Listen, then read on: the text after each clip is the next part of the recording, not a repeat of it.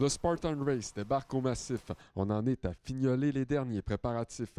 Une course hors du commun qui s'adresse aux gens de tous les âges en quête de sensations fortes. Spartan Race, c'est une organisation qui est rodée. Ils font beaucoup de courses à travers le monde, là, aux États-Unis, en Asie, là, ils en rajoutent en Inde, en Écosse, etc. Donc, le parcours ici, là, ça va être 30 obstacles dans 5,5 km. Il y a près de 5000 participants jusqu'à maintenant qui se sont inscrits. Un circuit qui est aménagé dans les pistes et les sentiers de la montagne, ce qui le rend unique. Là, au massif, c'est le terrain. C'est très difficile, comme je le disais avant. Il y a des montées très, très dures.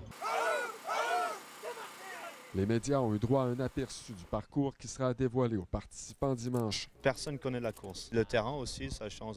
On ne peut jamais faire la même course aux autres endroits.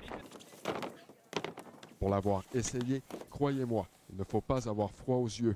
Par exemple, ramper sous les fils barbelés dans des mares de boue, affronter des guerriers romains ou sauter au-dessus du feu. Il nous reste de la neige sur la montagne. Il va y avoir de la neige à traverser aussi. Il ne faut pas avoir peur de descendre rapidement puis pas avoir peur du feu. Mais en tout, c'est vraiment, vraiment chouette. J'aime beaucoup ça.